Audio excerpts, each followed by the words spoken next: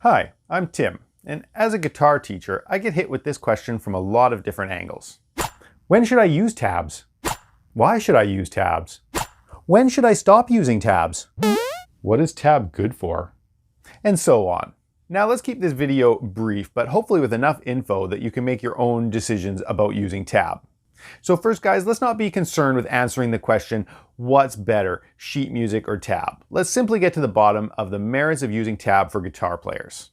Throughout the video, I will also be referring to the kind of tab that includes the rhythmic value of the notes. So the kind that looks like this, not the kind that looks like this.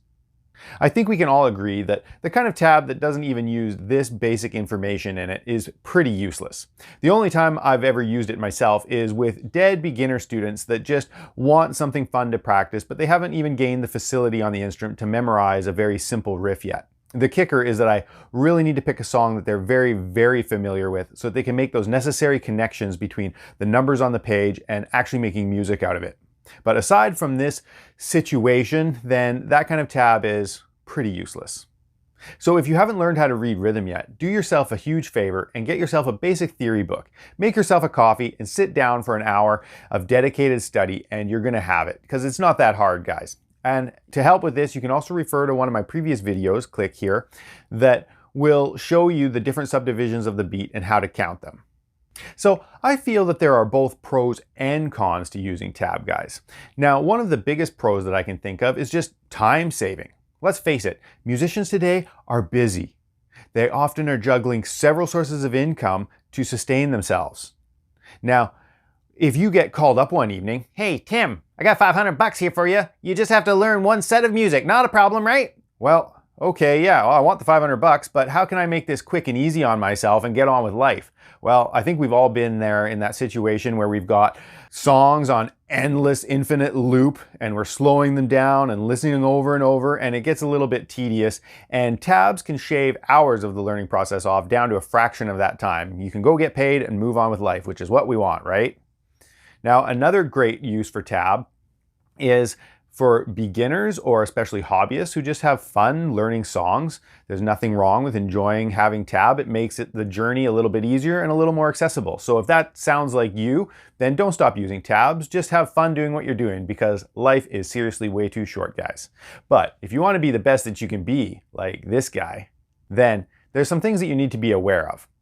So let's talk about some drawbacks. First off, it's almost impossible to get a note perfect tab. Even simple songs are riddled with mistakes a lot of the time. These mistakes can be as simple as the right notes but in the wrong position on the neck, or as blatantly obvious as a wrong note. I've seen wrong rhythms notated, I've seen bends and slides where there shouldn't be, and if you're in the beginner or intermediate stages of playing, you might not even be aware of the mistakes that you're seeing, and you could practice for a very long time to just still have it wrong in the end. And incidentally, this is where a teacher can come in very handy. They can shave years off the learning curve and make sure that you're not practicing these mistakes. Now, another problem with tab, and this is inherent to sheet music as well, is that it's just an interpretation of the music. It's not the actual music itself. And it just can't account for all of the subtleties and nuances that's found within the music. It also can't tell you what the composer was thinking of when they wrote that piece of music. All artists have methods behind their writing and their playing that just looking at the tab alone without engaging your ear is pretty hard to uncover. So as an example of some of these defects that I've been talking about, let's take a quick example. And now this is a snapshot that I've taken out of a magazine. This magazine was sold on newsstands and marketed as professional and accurate. So, let's see if that's true. Some of you might recognize this tab as being the first solo in Dire Straits' Sultans of Swing. Now I want to direct your attention to measures 3 and 4. So over the bar line, at the end of measure 3 going into measure 4, we have an A major arpeggio, and the tab is telling us to play it here.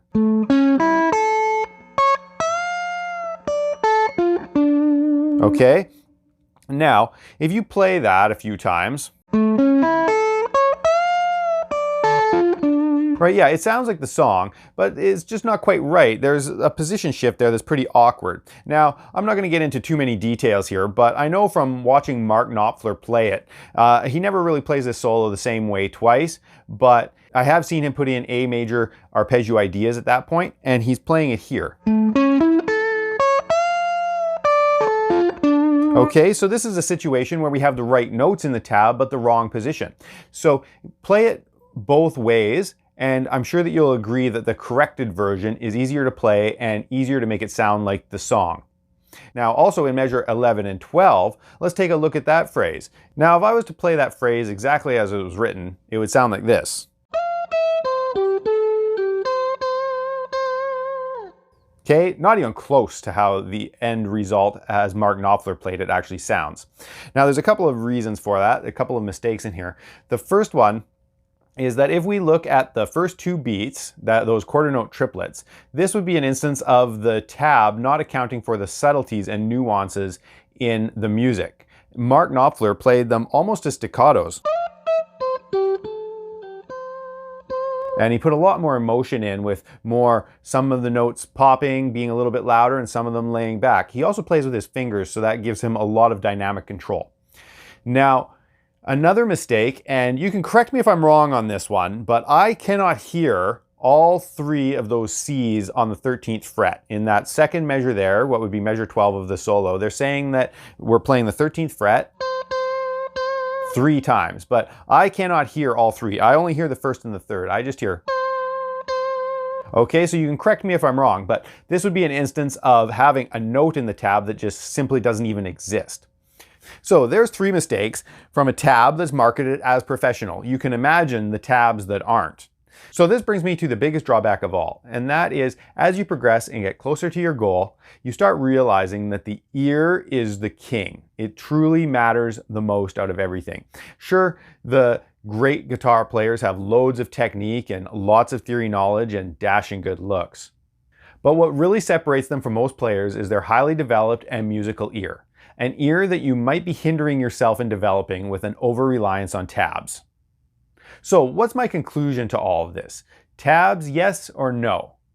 I think that tabs are a tool that have their place, but due to how easily accessible they are, they need to be used with consideration. You have to remember that a lot of the players that we consider to be the greatest that ever lived didn't have tabs widely available to them and didn't learn from them. Now, this isn't to say that we can't or shouldn't learn from them, but they are not a necessity. Try this. The next time that you want to learn a song, instead of immediately looking for a tab on YouTube or Songster or whatever it is that you look at, try to answer a few basic questions first. See if you can figure out what key the song is in. You could even try mapping out the song. See if you can figure out how many measures are in each section and have a whole chart of the song mapped out for yourself. You can try figuring out chord progressions, orders of notes in riffs and solos, and one of my favorites is to count or clap rhythms of phrases or whole measures. This will really test your rhythmic perception and memory.